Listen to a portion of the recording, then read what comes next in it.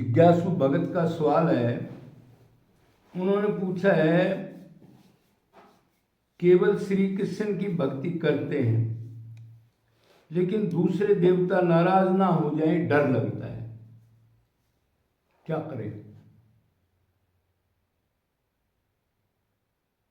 तो भगवान ने देखो गीता में स्पष्ट कहा है, हमारे कोई डाउट तो होना ही नहीं चाहिए।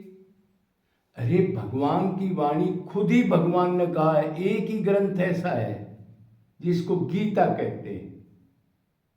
गीता का मतलब भगवान पूर्ण अवतार, भगवान ना अवतारी आए थे। एक कल्प में एक बार आते हैं। 4 अरब 32 करोड़ साल में पूर्ण श्री कृष्ण एक ही बार आते हैं और इधर वृंदावन में ही आते हैं। उन्होंने अपने मुख से कहा है, अर्जुन सत असत मैं ही हूं और सत असत से परे भी मैं ही हूं और सब कुछ मेरे में लीन हो जाए तो भी मैं ही मैं हूं। निमित्त कारण भी मैं हूं, उपादान भी कारण हूं, मतलब बनने वाला भी मैं हूं।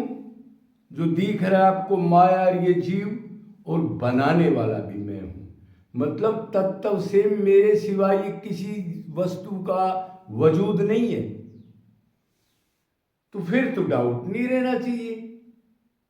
अरे इधर भी कोई टॉप राजा हो, आजकल के राजा तो करिए राजा है नहीं बेचारे। क्यों? राजा तो वो होता है जो खुद जो डिसीजन ले ले, कोई ना बोले। इधर तो 10 आदमी किसी राजा के घुस जाए तो उसकी सरकार 2 मिनट में गिर जाती है। लेकिन अगर वो राजा हो संसार का, पूरे सृष्टि का एक राजा हो, ये मान लो आप, भौतिक एक उदाहरण दे रहा हूं, और उससे किसी की दोस्ती हो जाए, किसी से प्रेम हो जाए, तो फिर नीचे वाले तो आपको दूर से ही कहेंगे, रे राजा का आदमी है, जाने दो, आपको कुछ सलाम करेंगे, आप चारों तरफ आपकी लीलावरी करेंगे, खुश रहेंगे। अगर तुम्हारा कोई काम अटक गया तो ये राजा से करा देगा, क्यों? इसका कनेक्शन है। और भगवान ने देखो एक चीज और साफ कही है, मैं पीपल का दरख्त हूं, मेरी जड़ गोलोक में उल्टा दरख्त हूं, मतलब जड़ ऊपर नीचे की तरफ टहले। जैसे ब्रह्मा जी तना है और ये जो डाले हैं वो शंकर भगवान है, फिर ये वरुण, कुबेर, देवता वगैरह जो मनु वगैरह सिस्टम सब बना रखे है, तो फिर डाउट कहां? और भगवान ने भी कहा, मामेव एकम शरणम व्रज, मेरी एक शरण आ जाए, फिर किसी की नहीं जाना। मतलब अगर जो मेरे की भक्ति करेगा, मेरे से प्रेम करेगा, तो देवता, पितर, राक्षस, जड़, चेतन, ब्रह्मा, विष्णु, शंकर सब खुश हो जाएंगे, नाचेंगे। ये तो श्री कृष्ण की भक्ति कर रहा है। इसका मतलब वैल्यू नहीं जान रखी आपने अब तक।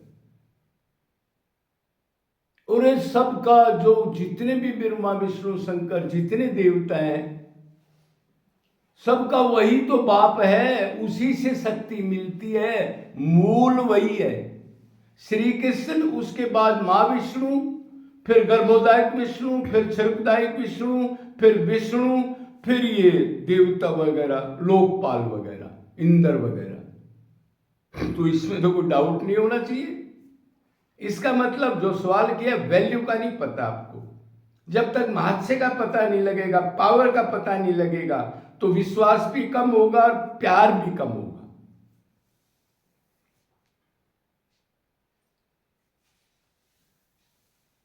मम माया दुरत्यया मामेव ये प्रपद्यन्ते माया मेताम तरन्ते थे। येरी मेरी माया है, किसी देवता की माया नहीं है। मेरी शरणागति कर दो, सबको मैं जवाब दूंगा। देवता कहेंगे हमारा ये नहीं क्या, मैं जवाब दूंगा, मेरी भक्ति कर ली, चलो तुम। मेरे ऊपर कोई ऑडिटर नहीं है।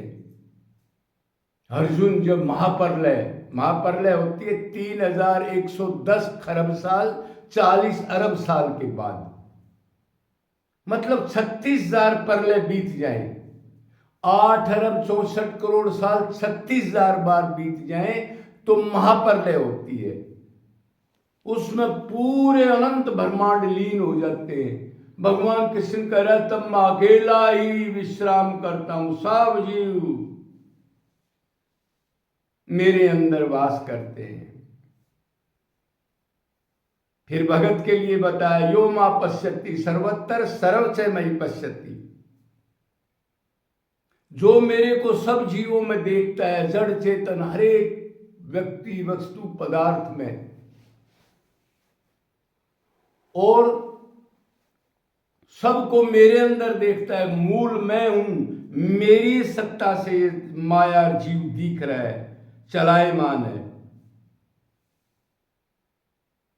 यो मां पश्यति सर्वत्र सर्वच मयि पश्यति तस्माम न प्रणश्यामि सच मैंने प्रणश्यति, उससे मैं कभी अलग नहीं होता, वो मेरे से अलग नहीं होता, तो उसका कौन बाल बाका करेगा?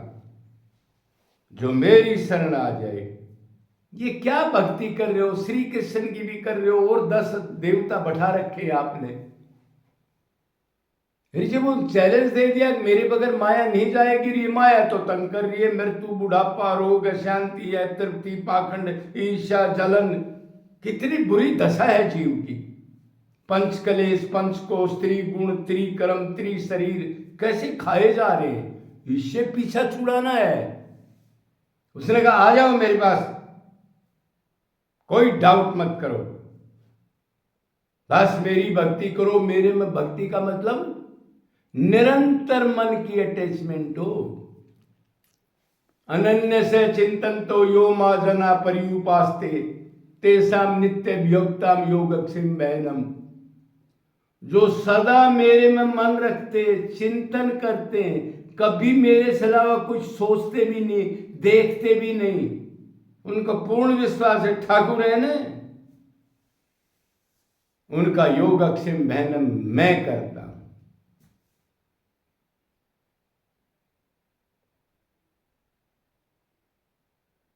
सब धर्मों का परित्याग करके मेरी शरण में आ जाओ, डरो मत,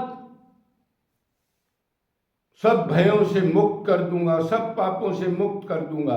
अरे और किसी की नहीं मानते तो हेड ऑफ डिपार्टमेंट की तो मान ले आदमी।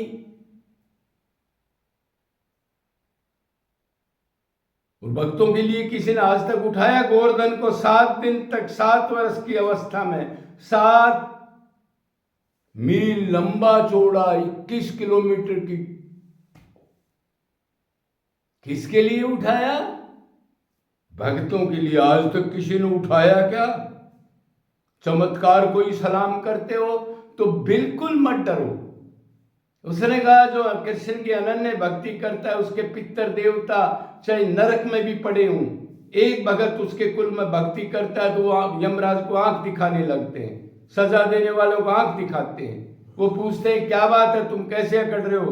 वो कहते हैं कृष्ण भगत आ रहा है, तुमने छोड़ना पड़ेगा हमारे को भी। क्यों? प्रहलाद के संवाद में लिखा है 21 पीढ़ी, लेकिन अनन्य भक्ति मतलब भगवान को प्राप्त करने के बाद की बात है, तो फिर भय किस चीज का?